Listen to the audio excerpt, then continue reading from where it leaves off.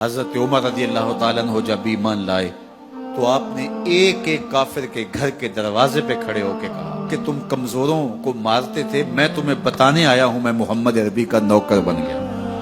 بلکہ آپ نے اعلان کیا جس نے اپنی بیوی کو بیوہ اور بچوں کو یتیم کروانا ہو اور اپنے ماں باپ کی کمر کو جھکانا ہو وہ عمر کے مقابلے میں آئے۔ اللہ اکبر۔ زنیرہ نامی ایک خاتون تھی، بہت کمزور، راوی کہتا ہے کہ اس کی ہڈیوں میں گودا نہیں تھا، عشق رسول تھا، اور اس کا ظالم آقا اس کو مارتا ہے، اور جب مار مار کے تھک جاتا ہے ادھر سے عمر آ رہے ہیں، یہ اسلام لانے کے پہلے کی کہانی ہے، ادھر سے عمر آ رہے ہیں تو اس نے کہا عمر تم جوان آدمی ہو تو یہ چھوڑتی نہیں ہے اپنے نبی کا نام، ذرا تم آؤ۔ تو عمر کوڑا پکڑ لیتے اسے مارتے مارتے تھک جاتے ہیں تو پانی پینے لگتے ہیں، تو کہتے ہیں مجھے تیرے پہ ترس نہیں آیا لیکن میں ذرا پانی پینے لگا ہوں، اور پھر گلے کے اندر ڈال کر کے کوڑا اور اس کی رسی کو بل دیتے ہیں اور اس کی آنکھیں باہر نکل آتی ہیں، اور کہتے ہیں بلا اپنے نبی کو جو تیری آنکھوں کی بینائی واپس کرے۔ اللہ اکبر۔ تو اس نے آسمان کی طرف منہ کر کے کہا مالک میں کبھی بھی آنکھوں کی بینائی نہ مانگتی لیکن اب تیرے نبی کی عزت کا سوال ہے۔ آنکھوں کی بینائی واپس ہو جاتی ہے۔ زنیرہ کو بڑا مارا، آج عمر گلیوں میں آنکھوں میں آنسو ہیں اور عجیب دل بے تاب ہے، اور کہتے ہیں آؤ بھئی میں حضور کا غلام بن گیا ہوں، تمہیں بتانے آیا ہوں۔ زنیرہ نے موڑ کاٹا تو آگے عمر یہ آواز دے رہے تھے۔ زنیرہ ایک کونے پہ کھڑے ہو کے رو کے کہتی عمر تم تو بڑے اس دن جوش و غضب میں تھے اور تم مارتے ہوئے تھکتے نہیں تھے۔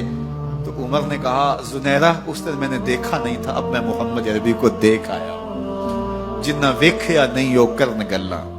جنہ ویکھیا نہیں ہو کرن گلاں، جنہ ویکھیا ہو تے بول دے نہیں، جڑے محرم راز حقیقت دے اور راز حقیقت کھول دے نہیں۔ تو حضرت عمر رضی اللہ تعالیٰ عنہ ایمان لائے۔ حضرت عبداللہ ابن مسعود رضی اللہ تعالیٰ عنہ فرماتے ہیں کہ حضرت عمر کا ایمان لانا مسلمانوں کے لیے عزت کا سبب تھا، ان کا ہجرت کرنا مسلمانوں کی نصرت تھی اور ان کی خلافت مسلمانوں کے لیے رحمت تھی۔ حضرت عمر رضی اللہ تعالیٰ عنہ وہ ہیں کہ میرے حضور نے فرمایا لوگوں جب نیک لوگوں کا ذکر کرو تو میرے عمر کا تذکرہ ضرور کیا کرو۔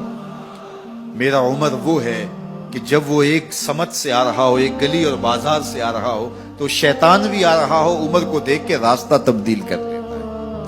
حضرت عمر رضی اللہ تعالی عنہ کی طبیعت کے اندر جو جاہ و جلال تھا،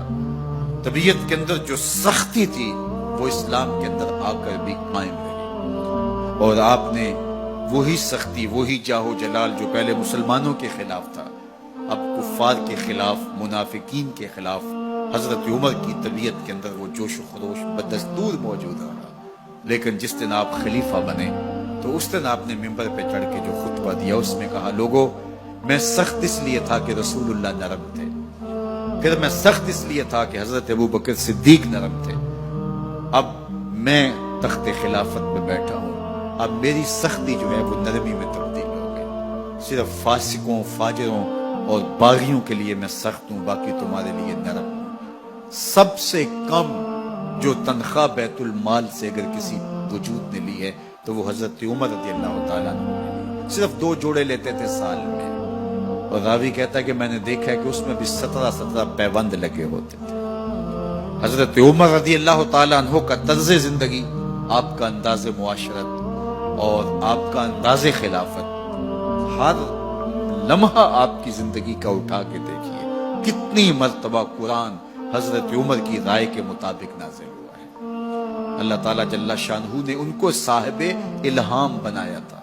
ہر امت میں کوئی صاحب الہام ہوتا ہے، حضور کی امت کا صاحب الہام حضرت عمر رضی اللہ تعالیٰ، اور آقا کریم نے انہیں اپنا وزیر قرار دیا، فرمایا میرے 2 وزیر آسمانوں میں ہیں، 2 وزیر زمینوں میں ہیں، آسمانوں کے وزیر جبرائیل اور میکائیل ہیں اور زمین کے وزیر ابو بکر اور عمر ہیں رضی اللہ تعالی عنہما۔